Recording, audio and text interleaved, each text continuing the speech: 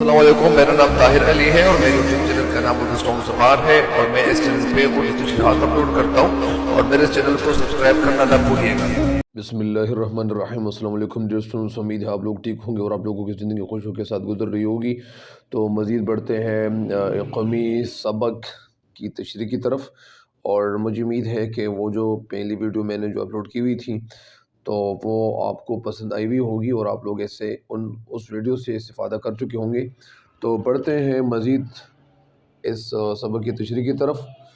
अच्छा, ये मुझे इस बात के देखने से नहायत अफसोस है। यहाँ पे कहना ये चाहते, यहाँ तक तो हो गया था कि बेशक तमाम मोमिन आपस में भाई भाई हैं, बस अपने भाइयों के माबैन मुसालहत करो और अल्लाह से डरो ताकि तुम पर रहम किया जाए।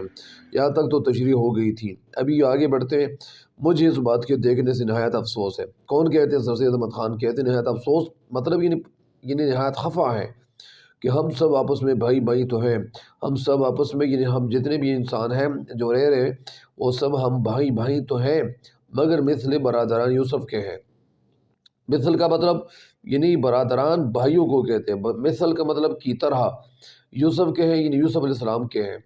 कहना हमें ये चाहते हैं और उस वक़्त कहना ये चाह रहे थे कि जब हिंदुस्तान में यानी इंडिया में जितने भी जो मुसलमान लोग थे तो वो सारे लोग जितने भी थे, अगर वो एक इंसान अगर किसी की भलाई के लिए कुछ करता था तो ज़ाहिरी बात है कि उस वक़्त लोग यानी कुछ लोग ऐसे भी थे कि वो दूसरों को फ़ायदा देने की कोशिश नहीं करते थे और ज़्यादातर जो लोग थे वो इलिटरेट थे। मतलब यानी इलिटरेट थे मतलब वो अनएजुकेटेड थे। और एक वजह ये भी थी कि सर सैयद अहमद ख़ान उनको बता रहे थे, अपने मज़ामिन के ज़रिए से बता रहे थे कि मुसलमानों जितने भी आप लोग हैं तो आप लोगों को करना ये चाहिए कि आप लोगों को अंग्रेज़ी तालीम हासिल करनी चाहिए। लिहाजा एजुकेशन की वजह से इंसान ब्रॉड माइंडेड बन जाता है। ज़्यादातर लोग तो ऐसे भी है कि वो एजुकेशन हासिल नहीं करते हैं लेकिन उसके बावजूद वो ब्रॉड माइंडेड बन जाते हैं। उनका जो ज़हन होता है वो खुल जाता है और वो अपने भाई के लिए अच्छा ही वो क्या करता है यानी अच्छा ही पसंद करता है। जो चीज़ अपने लिए पसंद करता है वही दूसरे के लिए भी पसंद करता है। लेकिन एजुकेशन की वजह से इंसान की जो मेंटालिटी होती है वो बाहर निकल आती हैं और फिर वो दूसरे इंसानों के लिए भी मतलब यानी फ्रूटफुल बन जाना उनके लिए यानी एक अच्छी सी बात होती है। बहरहाल आपस में दोस्ती यानी हम सब लोग क्या हैं, यानी हम भाई भाई तो हैं मगर मिस्ल बरादरान यूसुफ के हैं। यूसुफ अलैहिस्सलाम कौन थे? यूसुफ अलैहिस्सलाम एक पैगम्बर थे, याकूब अलैहिस्सलाम उनके वालिद थे और याकूब अलैहिस्सलाम के जो बेटे थे। तो याकूब अलैहिस्सलाम और ये जो यूसुफ अलैहिस्सलाम थे तो यूसुफ अलैहिस्सलाम के जो भाई थे तो वो उनके साथ यानी यूसुफ अलैहिस्सलाम के साथ मोहब्बत नहीं करते थे। उनके दिल में झूठी मोहब्बत थी और वो हर वक्त ये सोचते थे कि हम ऐसा कौन सा काम करें कि यूसुफ अलैहिस्सलाम के साथ यानी ये जो मोहब्बत करते हैं उनके वालिद उनके साथ ज़्यादा मोहब्बत कर रहे थे। और एक वजह ये भी थी कि इसी वजह से जो वो उनके साथ ज़्यादा मोहब्बत करते थे तो इसी वजह से एक बात तो ये भी पता चलता है कि हर वालिद को यानी अपने बेटों के साथ मोहब्बत तो होती है और मोहब्बत और कर रहे होते हैं। लेकिन यानी किसी इंसान को यानी ज़ाहिरी बात है कि कभी-कभार ऐसे बेटे भी होते हैं, ऐसे बेटे कि वो उनमें से कि एक बेटे को ज़्यादा उनके साथ यानी वो ताल्लुक़ बन जाता है और वो उनके साथ ज़्यादा मोहब्बत करते हैं। लिहाज़ा एक वजह ये भी है कि उस वक़्त उन भाइयों के दिलों में यूसुफ अलैहिस्सलाम के भाई थे, उनके दिल में यानी ये झूठी मोहब्बत पैदा हो गई थी और झूठी मोहब्बत ये थी कि वो किसी गरज से वो उनको ले जाना चाह रहे थे। और फिर ये ऐसा किया कि एक दफ़ा उनके जो भाई थे उन भाइयों में एक भाई ये भी था कि उन्होंने ज़िम्मेदारी ले ली और कह रहे थे कि मैं ऐसा करता हूँ कि इनको कोई भी नुकसान नहीं पहुँचाएगा। लिहाज़ा जो भाई थे लिहाज़ा उनके जो वालिद साहब थे यानी याकूब अलैहिस्सलाम क्या करते हैं, वो उनको छोड़ने पे रज़ामंद हो जाते हैं और उस वक़्त जब वो वहाँ पे अपने साथ ले जाते जंगल में, तो जंगल में फिर वो कुएँ में नहीं फेंकते या कुएँ में तो फेंकते हैं, लेकिन कुएँ में फेंकने से पहले क्या करते हैं, सबसे पहले कहते हैं कि वो भाई उनको कुएँ में फेंकते हैं, लेकिन उस वक़्त क्या हो जाता है, कुएँ में जब फेंकते हैं तो कुएँ से फेंकने से पहले फिर वो ये सोचते हैं कि हम जब कुएँ में फेंकेंगे, ये करेंगे, वो करेंगे। तो इसके बाद कुएँ में फेंकने के बाद फिर क्या करते हैं, उनकी जो कमीज़ थी वो क्या करते, वो किसी جانور کو ذبح کر کے وہ اس کا جو خون تھا اس جانور کا، تو اس میں جو قمیص تھی وہ خون آلود کرتا ہے، اور پھر اپنے والد کو پیش کرتے ہیں، اور آخر میں آ جاتے ہیں کہ یوسف علیہ السلام کو بھیڑیے نے کھا لیا ہے۔ بہرحال یہاں پہ سر سید احمد خان یہی کہتے ہیں کہ کیسے لوگ ہیں، ہم بھی یوسف علیہ السلام کے بھائیوں جیسے ہیں۔ مطلب یہ نہیں ہمارے دل میں جھوٹی محبت ہے، ایک دوسرے کے لیے جھوٹی محبت ہے، اور یہ جھوٹی محبت نکالنی چاہیے، آپس میں سچی محبت کرنی چاہیے۔ آگے کہتے ہیں کہ آپس میں دوستی اور محبت، یکدلی اور یکجہتی بہت کم ہے۔ ایک بات تو یہ بھی ہے کہ یوسف علیہ السلام کے واقعے کے حوالے سے اگر آپ لوگ یہ چاہتے ہیں کہ آپ لوگوں کو زیادہ فائدہ ملے اور آپ لوگ زیادہ مطلب یہ نہیں فائدے کا حقدار ہو، تو ایک بات یہ بھی ہے کہ آپ لوگوں کو علماء کے ساتھ بیٹھنا چاہیے، ان سے سیکھنا چاہیے، اور علماء کے ساتھ جب آپ بیٹھیں گے مسجدوں میں یا اسی طرح یا آپ لوگ سنیں گے موبائل فون کے ذریعے سے، تو آپ ان کی ویڈیو سرچ کر سکتے ہیں۔ ان میں یوسف علیہ السلام کا جو واقعہ ہے وہ بہت خوبصورت طریقے سے وہ بیان کر چکے ہوں گے۔ تو اسی وجہ سے آپ اگر علماء کے ساتھ اگر بیٹھیں گے یا کسی طرح کسی ویڈیو میں آپ سرچ کریں گے، تو بہت سارے جو واقعات ہیں وہ قرآن پاک کے جو ترجمے ہو چکے ہیں، جو درس و تدریس علماء آج کل کر رہے ہیں، لہٰذا ان سے آپ لوگ استفادہ کر سکتے ہیں، فائدہ اٹھا سکتے ہیں۔ بہرحال آگے آپس میں دوستی، محبت، یکدلی اور یکجہتی بہت کم ہے۔ آپس میں یعنی ہمارے درمیان میں، آپس کا مطلب یعنی درمیان میں، اور محبت یعنی یکدلی، یک دل یعنی ایک دل ہونا، اور یکجہتی اتفاق ہونا بہت کم ہے۔ کیوں کم ہے؟ حسد، بغض و عداوت کا ہر جگہ اثر پایا جاتا ہے۔ حسد، کینہ، بغض، یہ حسد اور کینہ یہ ایک الفاظ ہے۔ حسد رکھنا، بغض رکھنا دل میں، وہ عداوت رکھنا، عداوت کے معنی بھی نفاق ہے، یا بغض، کینہ، یا اسی طرح دشمنی بھی ہو سکتی ہے، یہ معنی بھی ہو سکتے ہیں کہ ہر جگہ اثر پایا جاتا ہے۔ مطلب کہنا یہ چاہتے ہیں کہ یہاں پہ ہر جگہ حسد اور کینہ ہے، جس کا نتیجہ آپس کے اتفاقی ہے۔ اور یہ جو حسد اور بغض اور کینہ ہے، تو یہ وجہ کیا ہے؟ یہ وجہ یہ ہے کہ یہ آپس میں اتفاقی کی وجہ بنتی ہے، اتفاقی ہے، ایک دوسرے کے لیے یعنی یہ خرسگالی کا جذب نہیں رکھتے۔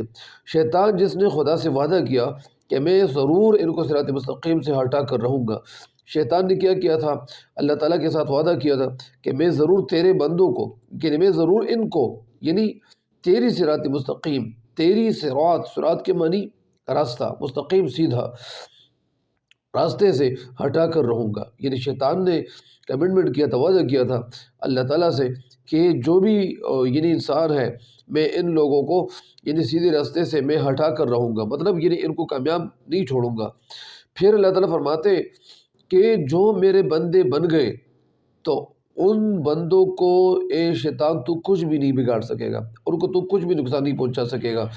لیکن جو میرے نہیں بنتے، بہرحال وہ بظاہر ایک مقدس اور نورانی ہیلے سے ان روحانی بھائیوں میں نفاق ڈالنے میں کامیاب ہو جاتا ہے۔ اور بظاہر کیا کرتے؟ وہ بظاہر مطلب یعنی ظاہر میں ایک مقدس یعنی پاک، نورانی ہیلا یعنی وہ ہیلا کا مطلب دھوکہ، یعنی دھوکہ جو عام طور پر تو وہ تو نور اور حق دکھائی دیتا ہے، لیکن اصل میں وہ دھوکہ ہی ہوتا ہے۔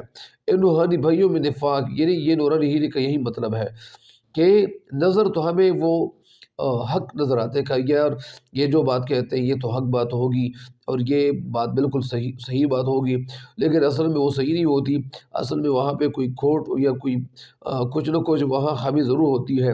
لہٰذا اسی کو نورانی ہیلا کہتے ہیں۔ نورانی ہیلا یعنی ہیلا کا مطلب بہانہ، نورانی مطلب یعنی حق والی بات، لیکن وہ حق والی بات نہیں ہوتی۔ ان روحانی بھائیوں میں نفاق ڈالنے میں کامیاب ہو جاتا ہے۔ روحانی بھائی یعنی مسلمان کا بھائی ہے روحانی طور پر، تو یہی اسی طرح اشارہ ہے۔ پھر یہ ہوتا ہے کہ روحانی بھائی کامیاب ہو جاتے ہیں، اور جس طرح کہ ہمارے باپ حضرت آدم علیہ السلام اس کے فریب کو خالص دوستی سمجھ کر دھوکے میں آ گئے، جس طرح حضرت آدم علیہ السلام جو تھے وہ آدم علیہ السلام اور ان کے ساتھ یعنی اماں حوا جنت میں رہ رہے تھے، تو پھر یہ ہوا تھا کہ حضرت آدم علیہ السلام اس کے فریب کو خالص دوستی سمجھ کر دھوکے میں گئے۔ حضرت آدم علیہ السلام کو اللہ تعالیٰ نے منع کیا تھا کہ ایک درخت ہے اس درخت سے خود کو بچانا ہوگا۔ لہٰذا آخر وقت میں پھر یہ ہوا کہ شیطان کے دھوکے میں حضرت آدم علیہ السلام آ گئے، اور ان کو یہ پتہ نہیں تھا کہ یہ مجھے دھوکہ دیا جا رہا ہے۔ بہرحال خالص دوستی سمجھ کر دھوکے میں آ گئے۔ پھر کیا ہوا تھا، یہ ایک درخت تھا جس درخت سے اللہ تعالیٰ نے ان کو منع کیا تھا کہ اس درخت کے قریب نہیں جاؤ گے۔ کیوں نہیں جاؤ گے؟ یہ اللہ تعالیٰ نے منع کیا تھا۔ تو جب اللہ تعالیٰ کسی کام سے ہمیں منع کرتا ہے، اللہ تعالیٰ ہمیں توفیق دے کہ اللہ تعالیٰ جن کاموں سے ہمیں منع کر رہے تو ہم منع ہو جائیں تو اللہ تعالیٰ ہم سے راضی ہو جائے گا۔ اللہ کرے کہ ہم وہ کام کریں جن کاموں کو کرنے کی وجہ سے اللہ تعالیٰ ہم سے راضی ہو۔ بہرحال پھر یہ ہوا کہ آخر میں حضرت آدم علیہ السلام جو تھے وہ ان کے دھوکے میں آ گئے تھے، اور دھوکے میں اس لیے آ گئے تھے کہ شیطان نے ان کو دھوکہ دیا تھا، اور پھر یہی دھوکہ جو تھا ظاہری بات ہے کہ ان کو دھوکہ ہو جاتا ہے۔ جب دھوکے میں ڈالا جاتا ہے پھر حضرت آدم علیہ السلام کو اللہ تعالیٰ جنت سے نکال کر زمین پہ بھیج دیتا ہے۔ اسی طرح ہم بھی اس کے دھوکے میں آ جاتے ہیں۔ جس طرح حضرت آدم علیہ السلام جو ہمارے دادا تھے، اسی وجہ سے اسی طرح ہم لوگ بھی ان کے دھوکے میں آ جاتے ہیں۔ کیوں آ جاتے ہیں؟ اور نفاق کو جو ہر حالت میں مردود ہے۔ نفاق کا مطلب کیا ہے؟ کینہ، بغض یا دشمنی جو ہر حالت میں کیا ہے؟ مردود ہے، مردود، ریجیکٹڈ، رد کیا ہوا ہے۔ ایک مقدس لباس پہناتے ہیں، مقدس پاک لباس پہناتے ہیں۔ کون پہناتے ہیں؟ شیطانی وسوسوں کی وجہ سے، شیطانی جو وسوسے ہیں، ان وساوس کی وجہ سے، ان وسوسوں کی وجہ سے ہم شیطان کے دھوکے میں آ جاتے ہیں۔ کیوں آ جاتے ہیں؟ کیونکہ وہ وسوسے ڈالنے ہوتے ہیں۔ بہرحال ہم اپنی ناسمجھی سے اس مقدس لباس کو، ناسمجھی نادانی کی وجہ سے اس مقدس لباس کو یا اس مقدس مذہبی لباس کو خلعت سمجھنے لگتے ہیں۔ ناسمجھی سے، نادانی کی وجہ سے اس مقدس کے معنی پاک ہے، پاک لباس کو ہم خلعت سمجھنے لگتے ہیں۔ خلعت لباس سمجھنے لگتے ہیں۔ کون سی خلعت سمجھنے لگتے ہیں؟ مطلب ہمیں یہ دھوکہ دیا جاتا ہے کہ ایک مقدس لباس پہناتے ہیں، اور ہم اپنی ناسمجھی سے مقدس مذہبی لباس کو خلعت سمجھنے لگتے ہیں۔ کبھی کبھار ایسا بھی ہوتا ہے کہ ہمارے دلوں میں جو وسوسے ڈالے جاتے ہیں کہ نماز کے لیے ہمیں جانا چاہیے ہوتا ہے، ہمیں اللہ کے حکم کو ماننا پڑتا ہے، لہٰذا زیادہ تر ایسا ہی ہو جاتا ہے کہ اگر کوئی لڑکے یا اسی طرح کچھ لوگ ہیں وہ کرکٹ کھیل رہے ہوتے ہیں تو اس وقت جب نماز کا وقت ہو جاتا ہے تو نماز پڑھنے کے لیے جانا چاہیے۔ تو اسی وجہ سے جو لوگ نماز پڑھنے کے لیے نہیں جاتے اور کرکٹ کھیل رہے ہوتے، وہ کہتے ہیں کہ ویسے بھی یہ جو عصر ہے، عصر کے بعد اتنا وقت نہیں ہوتا، لہٰذا ہمیں کھیلنا چاہیے، اور آخر میں ہم پھر کیا کریں گے؟ ہم نماز پڑھیں گے۔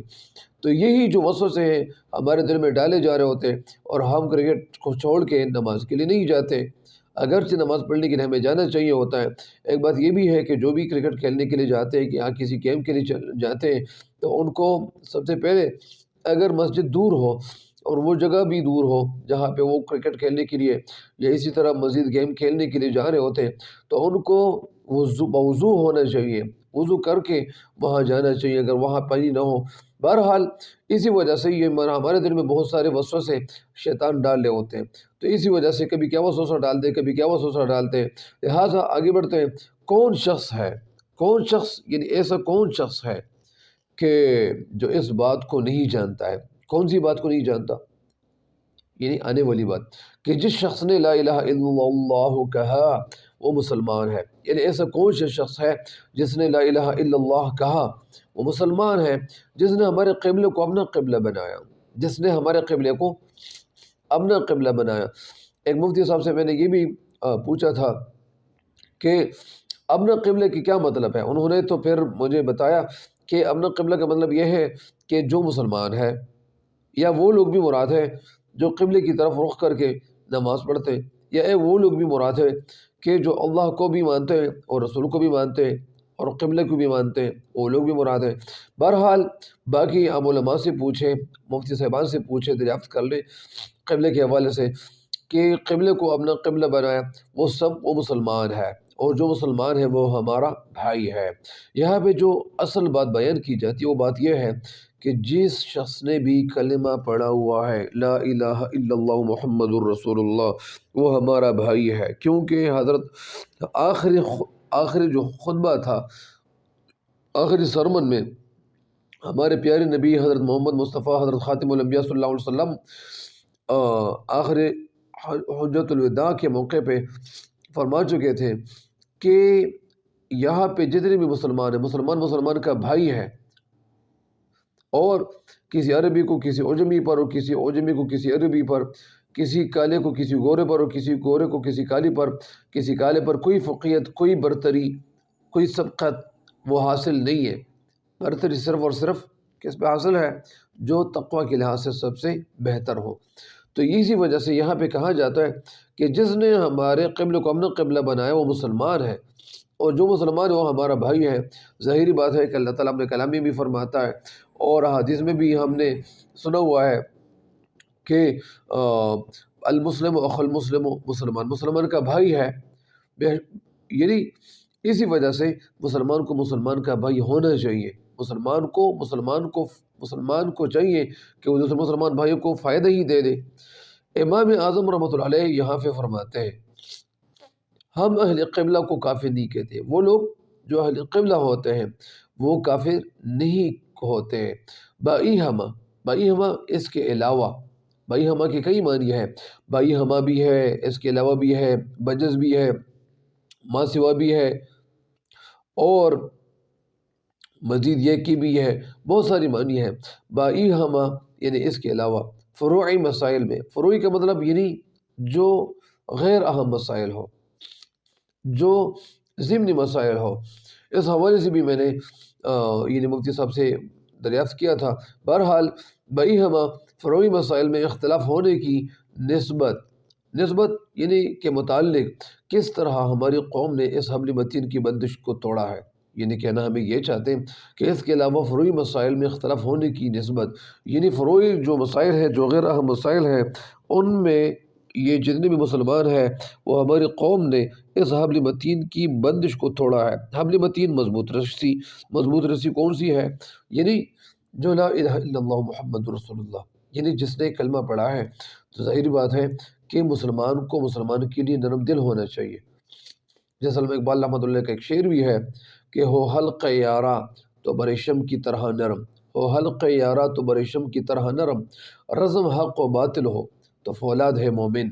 تو علامہ اقبال رحمۃ اللہ اس شعر میں یہی بات بتاتے ہیں کہ ہماری قوم نے اس حبل متین کی بندش کو توڑا ہے۔ بندش یعنی جو کمٹمنٹ تھا، جو ایک رابطہ تھا، اس رابطے کو توڑ ڈالا ہے۔ مطلب اس توڑ ڈالنا کا مطلب یعنی اس پہ عمل کرنا یعنی بند کیا ہوا ہے، اور اس رشتے اخوت مطلب بھائی چارے کا رشتہ، بھائی کہنا، جسے خدا نے قائم کیا تھا، یعنی خدا نے، اللہ تعالیٰ نے قائم کیا تھا، وہ چھوڑا ہے۔